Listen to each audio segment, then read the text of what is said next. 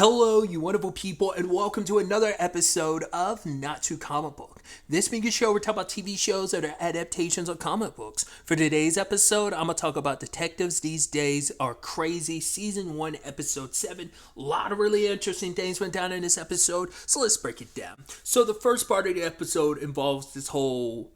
It's interesting, it ends up being this kind of continuous thread from like the past two episodes about...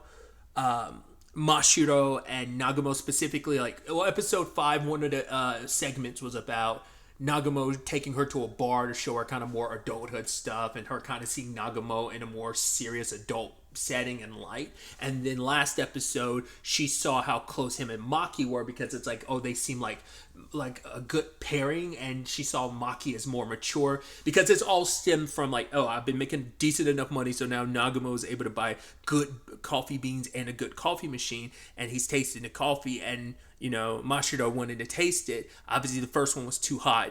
The second one, even when he added ice and made it an iced coffee, it was too bitter, and she kind of like, he's like, oh, you're a kid, so it makes sense you don't appreciate that. But she was like, wait, that doesn't, you know, like just because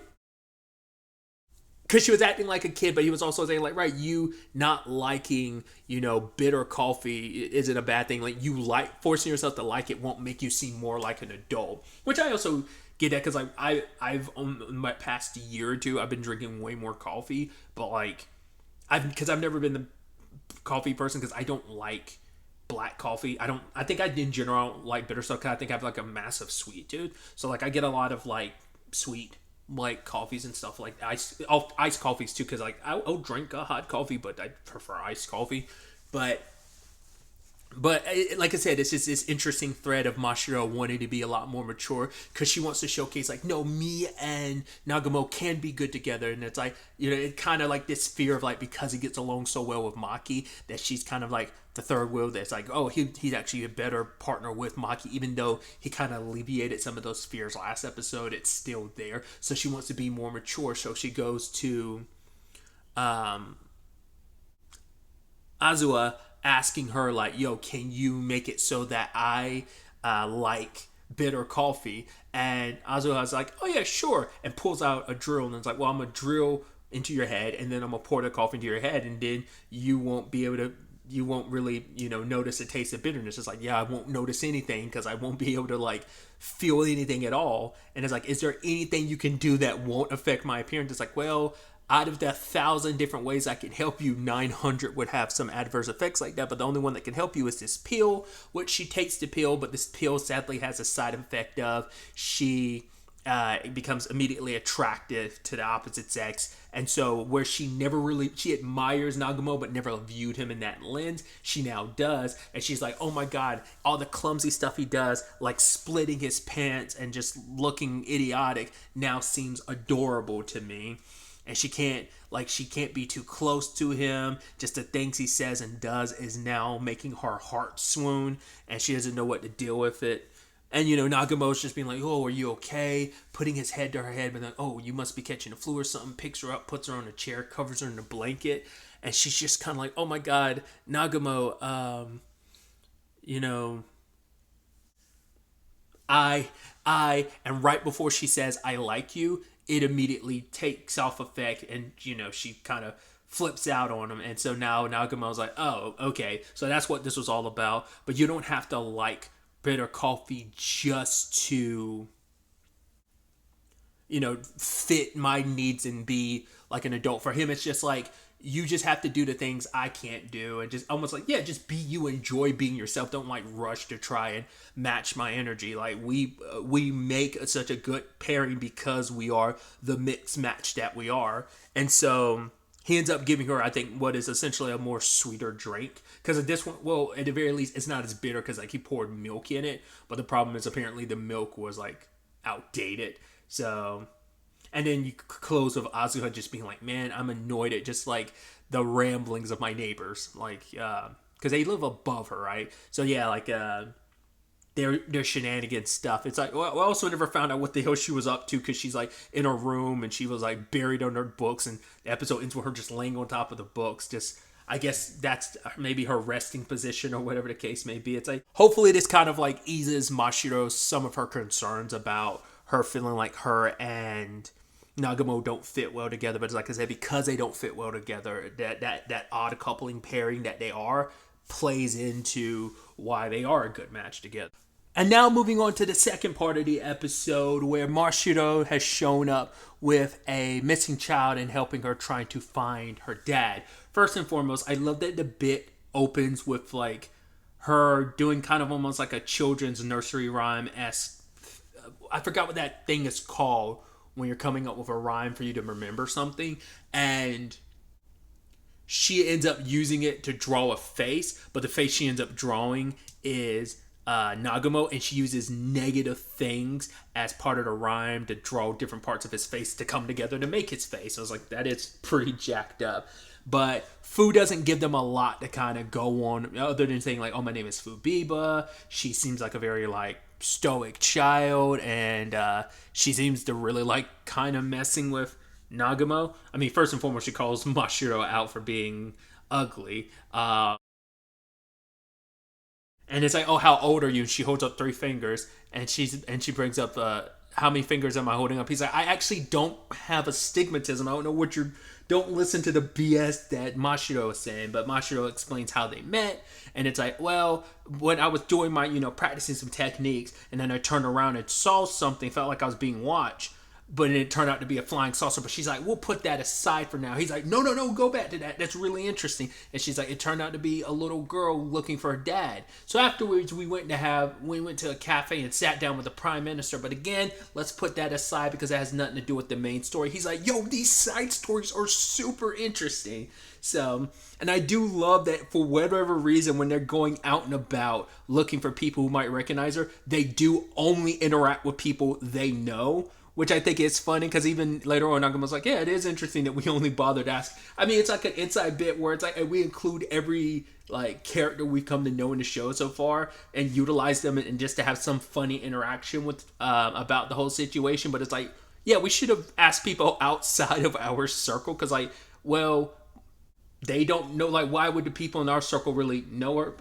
But I mean, it does kind of end up happening and working out because Yu does recognize her, but we'll get to that soon enough. The first person he asks for help is Nezu, and he's calling up some old contacts. He's like, wait, I should be running? Oh, because apparently word has gotten out back at the organization that I actually teamed up with the girl who demolished the organization. Huh, they're sending like 1,000 people after me. Huh, including helicopters. He's like, I gotta run. And Mashiro and Nagumo's takeaway was, oh, he might be going for good. Then they go to Azuha for help, and it's like, oh, I just want a strand of her hair. It's like, don't do anything weird. And she proceeds to make a homunculi. It's like, oh, I told you to help us find a person, not make a person. Then there's the Yu and Maki. She acts scared of Yu, but it's probably also because she knew ahead of time Yu would probably recognize her. That's why she acted that way. And Maki's like, oh, I get it. He looks like he might be disgusting, but he's okay. It's like, wait, do I really look like I'm covered in germs or something? But he's like, wait, don't I know you? And she proceeds to kick him in the nuts. I was like, Jesus Christ. But eventually, you got to give him credit because he is very good at picking up on the details. I was very dismissive of it at first because I'm like, once again, it's like the small things where you're like, oh, that is interesting that you do notice, like, oh, she did call you Miss Detective the first time she met Mashiro. It's like, even though Mashiro does not look anything like a detective, so she already knew Mashiro ahead of time. You also shut you up because, well, he knew who you were. So the question was, what was this all about? And then they run into Mimasaka, and it turns out Fu is his daughter. Like, she's playing because she's like, oh, like, he actually was a detective. He figured out, like, I was hiding my identity, like, but he never found out I'm the child of a detective. But it turns out it's because he has told her stories about work. She's taken the other side of things. Instead of wanting to follow in the footsteps of her father to be a law enforcement, being the police, she wants to be a phantom thief because she brings up like, I guess because she's probably heard stories about Nagumo's legacy because of her dad. To be fair, like, they grew up, they were like, we don't know how far back their relationship goes beyond like just being like high school detectives at the same time. And I think their friendship started there. But I mean, what I meant it's like we don't know if it goes back even further, like their childhood friends. So like him being the great detective he was, it's like, oh, you without a rival, your skills have kind of become subpar. So she's like, fine, I'll grow into the rival that'll make you who you are. Like I will be Phantom Thief Biba, and she takes off. I mean, wouldn't be the first person who became a Phantom Thief upon someone in their family being part of the law enforcement. Spoilers. Well, I talked in circles about it, but there's a very specific character from a very specific game with Phantom Thief characters that I'm referencing. So it's just kind of interesting. Miyasako's takeaway from it, I was like, oh, but my daughter's adorable, isn't it? It was like, yeah, but yeah, she took off with my wallet. It's like, there's nothing but like, what was it, like coupons and some, I think she said, like, I think Mashiro was like, oh, there's only like receipts and other stuff in there. It's like, oh, she's cute. No, she's cute, but it's like, I guess we'll see her in the future be revealing herself to be like this mysterious rival for probably not as much so her dad, but maybe specifically Nagumo, but Mashiro might be included in that as well because, well, Nagumo's the one that figured stuff out and noticed it, and Mashiro was kind of just blinded by like, hey, there's a little kid that needs help. So I'm interested to see what her future appearances in this series is going to be like. What kind of havoc she's gonna probably be a little chaotic Phantom Thief. Probably I was about to make a weird reference because I had him on the mind recently. But if you're familiar with DC at all, kind of like a little bit of like how Batmite's relationship is with Batman. It's not a one-to-one, but almost kind of like I'm kind of like I'm possessive over you. I'm kind of like annoying you all the time. It feels like there might be some parallel there. But once again, it's meant to be more like a rivalry. So I'm really curious to see how they continue with that and implement that in the future. Because I definitely see them kind of definitely doing callbacks and utilizing that in the future in some shape or form. I'm just curious to see in what way it'll kind of manifest itself. And now moving on to the third and final part of the episode. Really quickly, if you're unaware, but more recently I started watching the segments one at a time and then recording my thoughts for said segment and then going back and repeating the process. So obviously I set all that stuff up. Oh, I want to see if we get more Phantom Thief Biba into the future. Obviously there's a little bit in this part of the episode. It's so funny, but we'll get even more based on the preview for next episode. But that's just something I kind of wanted to talk about, like in case you're like, oh, that's funny, I made all that point. I could go back and edit it out because I haven't finished editing it because I still got to edit this down, but regardless, I'm going to leave it there. But because it's not a Biba focused episode, but it still revolves around her like breaking into Nagumo's office and stealing a whole bunch of stuff, his cigarettes, some rice, some of the coffee beans, and then like obviously the returning bit of her calling Mashiro ugly, and it's just like, oh, how dare you call me ugly, and Fu like really liking it. I think she sees Nagumo as a rival, and I guess she sees like almost maybe Mashiro as like a big sister / frenemy. Like the reason why her dynamic with Mashiro is very different from her dynamic with Nagumo, even though there's a little bit of overlap. But obviously one of the people she looks up to is a fellow Phantom Thief. Was his name Riverfake, which apparently by Mashiro said, she's like, oh, like basically it's pronounced like, I guess, similar to the word otter in Japanese, which is interesting considering like Biba is beaver in Japanese, so beaver, otter. I was like, oh, that's interesting. And I guess that might be also why she adopted the name like Biba was, And so basically this person's after a painting called Smile. I guess it's supposed to be like the Mona Lisa without being the Mona Lisa. And so Mimasaka is the main person operating after this. And maybe this is what, because going back through the second episode, it was specifically, he was like, oh, when I told her stuff about my job, some of the cases I worked on, I guess this, like probably talking about the person he was chasing being a Phantom Thief is what inspired his daughter to want to be a Phantom Thief. I am curious to see if they ever make a future storyline where she grows out of that to want to be a cop, or just she just stay Phantom Thief orientated all the way through. But it's just about like, right, we've got all this set up to protect this painting, which is actually worth like 6 billion yen, which Mashiro's only takeaway is like, oh my god, that means I add a whole bunch of like boiled eggs to like some of her meals, and they're like, that's that's your only takeaway of like a painting worth 6 billion. And if you had it, it's like, yeah, but that's just Mashiro's perspective on things. It's kind of like this very, I mean, it's like she's kind of got, I think Nagumo put it as like she's kind of got that grind mindset of someone who had to kind of grind to have what they have. So it's like, she has that mindset. So, but they have all these protections against like the painting being stolen. There's like 150 cops. It's got laser beams that it's like the moment they're activated, there's going to be like water sprayed on you, and you're also going to be electrically shocked. So then there's also that little bit between Nagumo and Mimasaka, they're kind of reminiscing like, oh my god, I remember, it reminds me of that day. Oh yeah, I remember that day. Yeah, it was a full moon that night. It's like, no, it was snowing, wasn't it? Wait, was it? You were wearing black coat. I was like, no, I was wearing green. Were you? And they're just like, oh god, our memories are so blurry at this age. But then Riverfake shows up, steals the painting, and it's like, oh, it seems like he's going to be so suave and cool, and he's not any of that. In fact, he didn't make it past the traps because he's like, oh wow, these traps were actually pretty good. He managed to steal the painting, but he got severely jacked up. I'm like, how did your face get like that upon like, because they were supposed to electroshock you and spray you with water, but like, how did that like not, how did that lead to you being in, like messed up as you are? And so in that moment, he's trying to make his escape, but Mashiro's trying to stop him with a watch she got from Azuha. And I was like, what is it supposed to be, like a tranquilizer or something? And it ended up being a full-blown flamethrower. I was like, okay, why do I ever bother trying to assume what this show is going to do? But she's like, don't worry, I researched it. The painting is fireproof. It's been through so many wars. It immediately burns up. She's like, no, those boiled eggs. And it's like, really, that's still your only takeaway.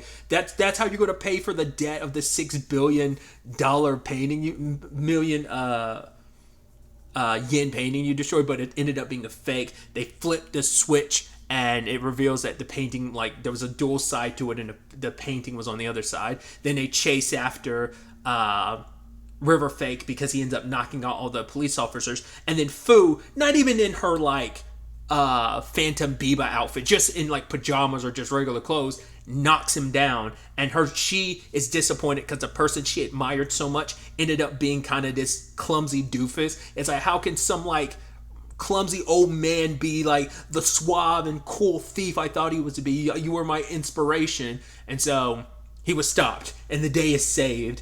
And then like Mimasako like gave like a special reward to I guess it was like a very like special soda, because that's what I don't know if the drink she's drinking at the end is the thing she stole, or whether it was something else and that was just her celebratory drink. But she's like, oh, I'm gonna get you back, Nagumo. We worked together this time, but I'll defeat you yet. So I almost wondered if she was going to take issue with him, because I didn't know if she was going to take out her disappointment on like her hero and mentor. Well, not her mentor, but the person she looked up to. Her role model is the word I'm looking for. Words rather. Her role model being a disappointment. I didn't know she was going to take that on against Nagumo, but it's like, no, this is retribution for me helping you this time. But it's like, I'll get you next time, gadget type of vibe, even though that's not what they're going for. But he's saying like, oh, I'll get you next time, makes me think of that. So yeah, like I said, I'm so interested to see the continuation of this character. Like I said, the preview for next episode showcases like at least one segment of the episodes is going to revolve around her, probably more so as Phantom Thief Biba. I wonder, will there be any other Phantom Thieves she ends up running into, and what her future clashing with Nagumo looks like. Will she actually... Well, I was about to say, will she be a successful thief? It's like, well, she stole all that stuff, but Mashiro did also catch her, so it's like, she's not the greatest, especially because they know her shtick now, so she will still be catchable in the future, but she did manage to steal that from Nagumo. But it might be, before that even got to Mashiro to give to Nagumo, it might have been a thing if she already switched it, so she didn't have to break into the office to, switch it out. Whatever the case may be, like I said, I'm just interested to see what the future holds for that character and just the crazy shenanigans we'll get up to next episode. But really, that's all I want to talk about. Till the next time we meet, be happy, be safe, live life to the fullest, and enjoy it. Good day, and goodbye.